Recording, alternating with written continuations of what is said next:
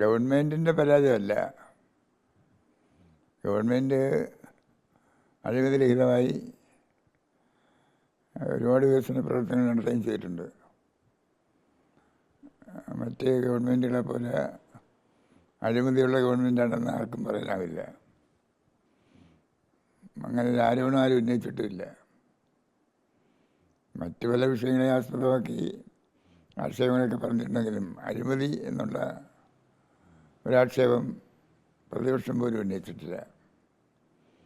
പക്ഷേ പാർട്ടി സംഘടനാ രംഗത്ത് നമുക്ക് ഉണർന്ന് പ്രവർത്തിക്കാൻ കഴിഞ്ഞില്ല എന്നുള്ളതാണ് എൻ്റെ ഒരു വിലയിരുത്തൽ. കഴിഞ്ഞ 10 കൊല്ലക്കാലമായിട്ട് പ്രാദേശികമായിട്ട് സമരങ്ങളൊന്നുമില്ല. ജനവിഭാഗങ്ങളെ സംഘടിപ്പിച്ച് അവരുടെ പ്രശ്നങ്ങളെ ആസ്പദമാക്കിയുള്ള സമരങ്ങളോ പ്രക്ഷോഭങ്ങളോ കഴിഞ്ഞ 10 വർഷമായിട്ടില്ല. ഇപ്പോൾ ഞാൻ സെക്രട്ടേറിയറ്റ് മെമ്പറായിരുന്നു, സ്റ്റേറ്റ് സെക്രട്ടേറിയറ്റ് മെമ്പറായിരുന്നു. സെക്രട്ടേറിയറ്റിൽ നിന്ന് വിരമിക്കുന്നത് 2016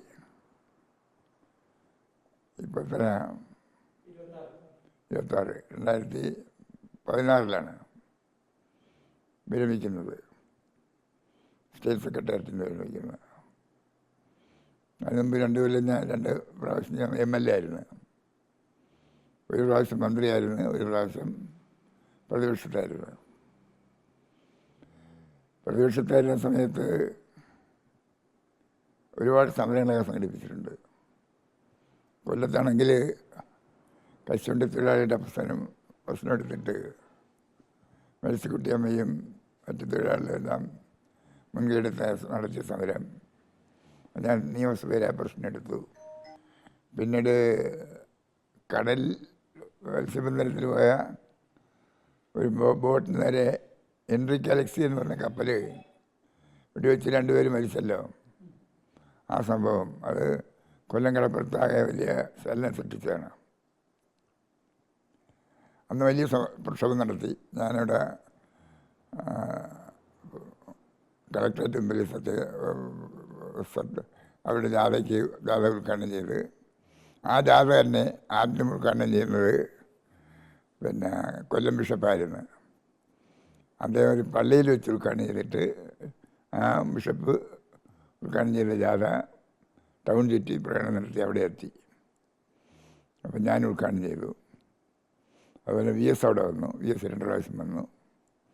VSൻ്റെ പരിപാടികളുണ്ടായിരുന്നു. കശുവണ്ടിയുടെ നിരന്തരമായ സമരങ്ങളുണ്ടായിരുന്നു.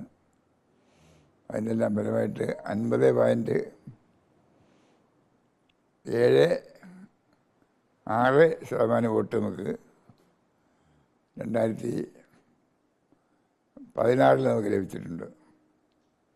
50.76%. അതായത് 11 സീറ്റും കിട്ടി.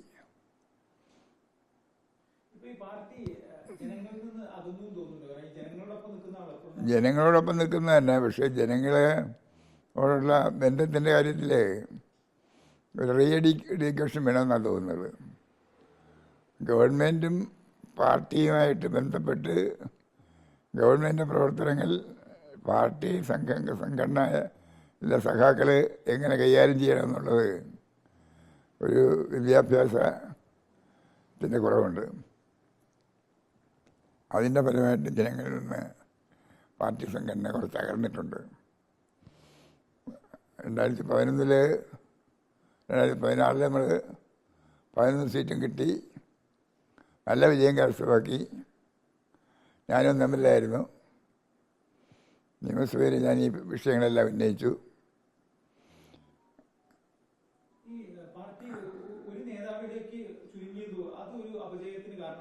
ഒരു നേതാവിലേക്ക് ചുരുങ്ങിയൊന്നുമല്ല. ഒരു നേതാവ് സ്വാഭാവികമായിട്ട് മുഖ്യമന്ത്രിയാകുമ്പോഴത്തേക്കും മുഖ്യമന്ത്രി ഒരാളല്ലേ മുഖ്യമന്ത്രിയാവാനാകത്തുള്ളൂ.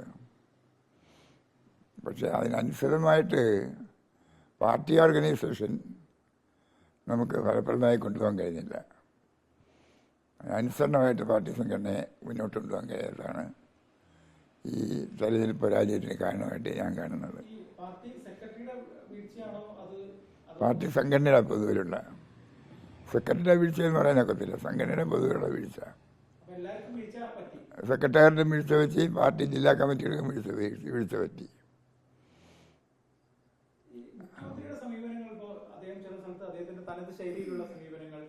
അതൊരു ചെറിയ കാര്യമല്ലേ.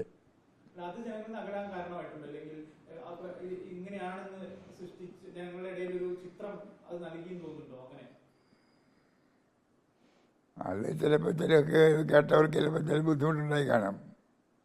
അതിൽ കവിഞ്ഞ് അത് ജനങ്ങളെ അകലാൻ തക്ക വിധത്തിലുള്ള ഒരു കമൻറ്റും മുഖ്യമന്ത്രിയുടെ ഭാഗത്തുനിന്നുണ്ടായിട്ടില്ല.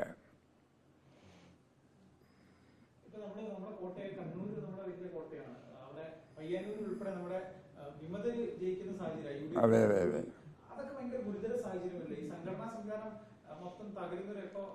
പാർട്ടി ഓർഗനൈസേഷനെ യാന്ത്രികമായിട്ട് കണ്ടതാണ് എൻ്റെ കാരണം. പാർട്ടി ഓർഗനൈസേഷനെ യാന്ത്രികമായിട്ട് കണ്ട് അത് യാന്ത്രികമായി കാര്യങ്ങൾ കൈകാര്യം ചെയ്തുകൊള്ളുന്ന പ്രതീക്ഷ വെച്ച് പുലർത്തി തെറ്റിദ്ധരുത്താൻ വേണ്ടിയോ അല്ലെങ്കിൽ പാർട്ടിക്കകത്ത് വളർന്നു വരുന്ന അസംതൃപ്തി മനസ്സിലാക്കി കൈകാര്യം ചെയ്യാനുള്ള ശ്രദ്ധക്കുറവിൻ്റെയൊക്കെ ഫലമായിട്ട് സംഭവിച്ചാണത്.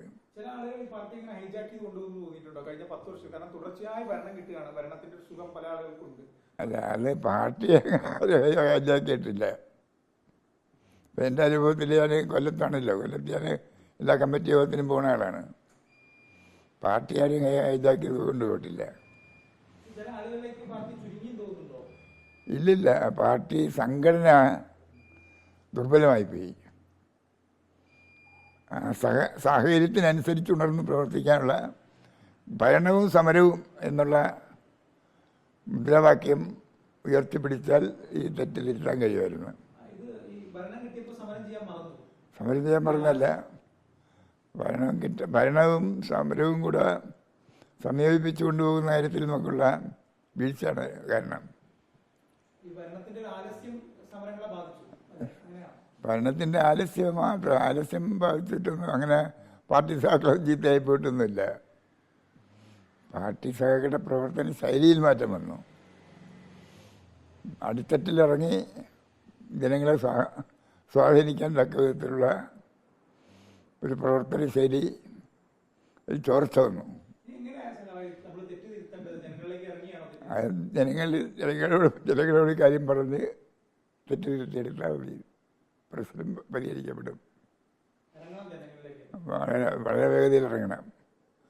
തൊഴിലാളിയുടെ ഇടയിലേക്ക് നമ്മൾ ഇറങ്ങുന്നുണ്ട്.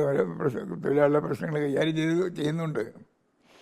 പക്ഷെ എന്നാലും സ്വയം വിമർശനപരമായിട്ട് നമ്മൾ ഈ വിഷയങ്ങൾ തൊഴിലാളികളോട് പറഞ്ഞ് ഞങ്ങൾക്ക് ഒരബദ്ധം പറ്റിയെന്ന് തോന്നുന്നു, നിങ്ങൾ കൂടെ നിന്നിട്ട് തിരുത്തണം, നമുക്കൊന്നിച്ച് പോകണം എന്ന് പറഞ്ഞ് തെറ്റ് തിരുത്തണമെന്ന് ഞാൻ പറയേണ്ട കാര്യമില്ല. നമുക്കുള്ള ശൈലിയിൽ മാറ്റം വരുത്തണമെന്ന് പറയണം. നമുക്കുള്ള ശൈലി ഉണ്ടല്ലോ, പാർട്ടി ശൈലിയിൽ മാറ്റം വരുത്തണം. ഇപ്പോൾ 2016 മുമ്പ് 10 വർഷക്കാലം നടത്തിയ പ്രവർത്തനത്തിൽ നിന്നും വ്യത്യസ്തമായിട്ട് 2016 ശേഷം 26 വരെ നടത്തിയ പ്രവർത്തനത്തിൽ ഉണ്ടായിട്ടുള്ള ശൈലിയിലുള്ള മാറ്റം, ആ മാറ്റം നമ്മൾ തിരുത്തണം.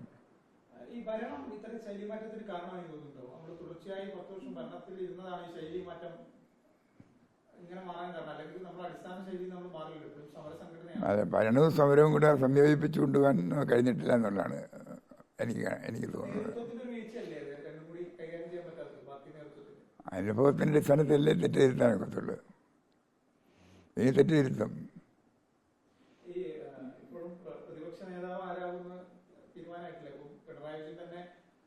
അതെനിക്കറിഞ്ഞൂടാ, അതിലേക്കൊന്നും കിടക്കുന്നില്ല. അങ്ങനെ അതിലേക്കും കിടക്കുന്നില്ല. മുഖ്യമന്ത്രിയായിരുന്ന ആൾ തന്നെ എല്ലാം ചെയ്യണമെന്നുള്ള അഭിപ്രായമൊന്നും എനിക്കില്ല. ഉണ്ട്, സംശയമുണ്ട.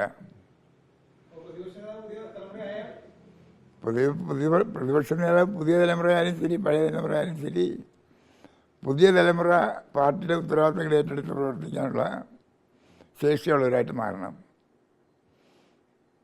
ഞാൻ പറഞ്ഞ മനസ്സിലായിട്ടില്ല. അതെ, അവർ പാർട്ടിയുടെ പൊതുവായിട്ടുള്ള പ്രവർത്തനങ്ങളുമായിട്ട് അവർ സമരസപ്പെട്ടു പോകണം. വ്യക്തികളിൽ കേന്ദ്രീകരിക്കരുത്. തലമുറ മാറ്റമൊന്നും ഞാൻ പറഞ്ഞിട്ടില്ല. തലമുറ മാറ്റമൊന്നും ഞാൻ പറഞ്ഞിട്ടില്ല. അപ്പം പിന്നെ ഞാനും ഉൾപ്പെടുന്നതാണല്ലോ തലമുറ എന്ന് പറയുന്നത്. ഞാൻ തലമുറ മാറ്റമൊന്നും ഞാൻ പറഞ്ഞിട്ടില്ല. ഞാനുള്ളതുകൊണ്ടല്ല. പക്ഷേ സംഘടനാപരമായിട്ട് ജനങ്ങളുമായിട്ട് ഇഴുകിച്ചേർന്ന് പ്രവർത്തിക്കാൻ ഈ 10 വർഷക്കാലം നമുക്ക് കുറച്ചൊരു വീഴ്ച വന്നിട്ടുണ്ട്. പാർട്ടി തെറ്റ് തിരുത്തണം. ജനങ്ങളിൽ നിന്ന് അകന്നതിൻ്റെ കാരണം ചർച്ച ചെയ്ത് അത് ഓരോ പ്രദേശത്തും പരിശോധിച്ച് തെറ്റ് തിരുത്തണം.